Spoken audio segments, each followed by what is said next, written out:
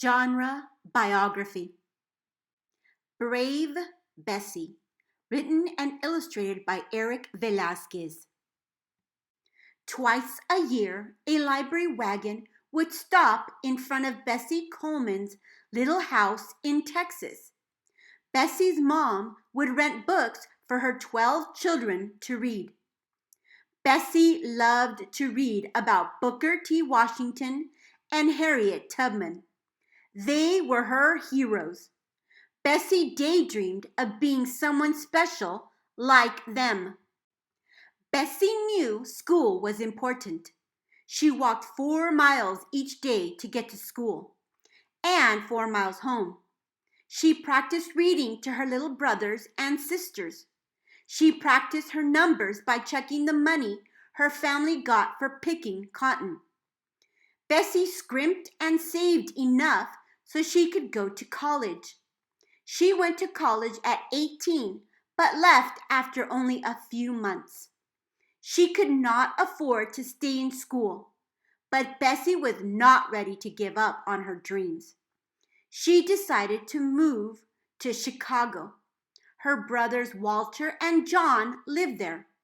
It was a big and exciting city where people's dreams came true. Bessie soon got a job in a barber shop. Bessie enjoyed listening to John tell stories about French lady pilots in World War I. Bessie had never heard of a lady pilot. The more Bessie thought, the more she liked the idea. Bessie knew she could learn to fly too. Bessie quickly discovered how hard it would be to become a pilot. In the 1920s, there were rules about who could learn to fly. Most people wouldn't teach someone with Bessie's skin color how to fly. Bessie did not agree with the rules, but she could not find anyone to teach her to fly. One day, Bessie met a very important man who worked at a newspaper. She asked him if he knew anyone that could teach her how to fly a plane. He told Bessie to go to France. That is where she had first heard of lady pilots. He told her it would be a lot of work, but Bessie was determined to succeed. She took classes and learned to speak French. She saved her money and was finally able to buy a ticket to France. Bessie sailed to France on a steamship. She had never been on a ship before. It was big and noisy. The ocean was windy and rough. Bessie was a little scared being on a big ship all by herself. She reminded herself that she was on her way to being somebody special. The trip took 9 long days to sail across the Atlantic Ocean. Bessie stared out at the water, waiting to see land. Finally, Bessie reached France. Soon she found a school that would teach her how to fly a plane. After years of hard work, Bessie was ready for her first flying lesson. First, Bessie had to study how to inspect a plane. This plane had wings made of wood and cloth. Bessie had to check the cloth wings for any tears. She also had to check the propeller.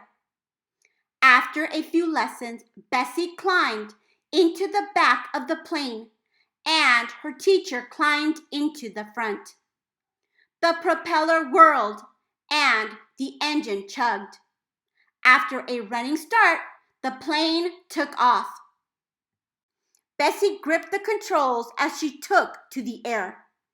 Her cheeks were stinging from the cold wind, but Bessie was grinning. Bessie had to walk miles and miles to the flying school each day, just like she walked to school as a child. Bessie practiced how to take off and how to land. She learned all the words for planes and flying in English and in French.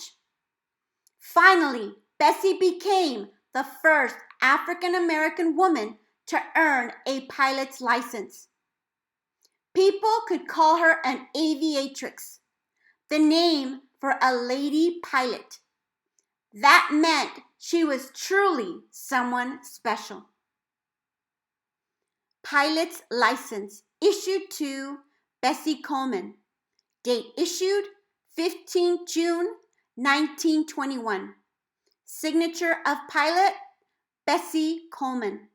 License number 18.310.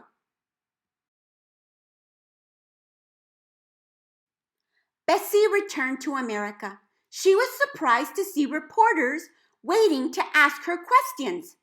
Many people were interested in Bessie. They wanted to see her fly her planes.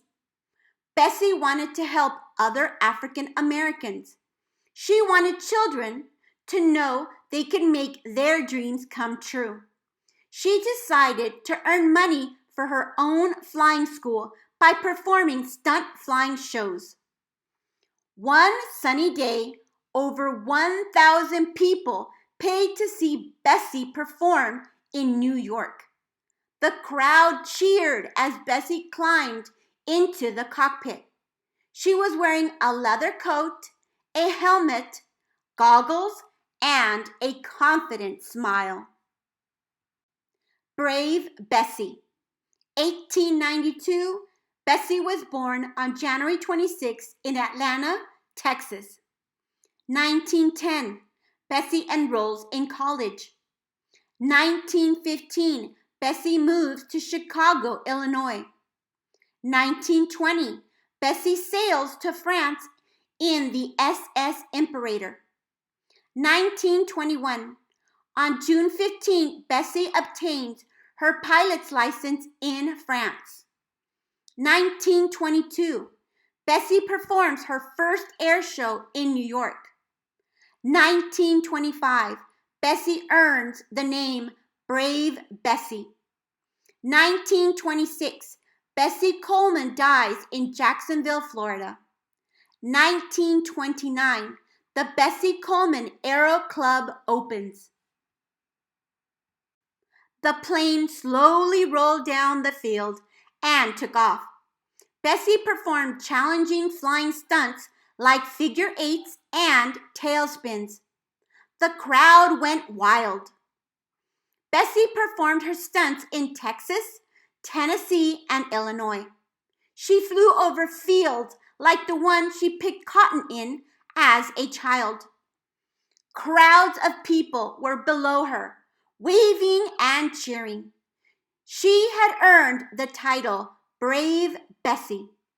Years later, her dream of opening a school finally came true. The Bessie Coleman Aero Club taught African American people how to fly. Thanks to Bessie, their dreams were taking flight too. About the author and illustrator, Eric Velasquez loved to draw when he was a child. As a grown-up, he has illustrated more than 300 books. For Brave Bessie, Eric made the illustrations and wrote the story too. Bessie Coleman's story means a lot to Eric because she is an African American hero. That is why he wanted to tell her story to readers. Eric often uses oil paints, pastels, and charcoal for his illustrations. If kids would like to do what Eric does, when they grow up, he tells them to draw, draw, draw, paint, paint, paint, read, read, read. Author's purpose. Eric includes a timeline with the story.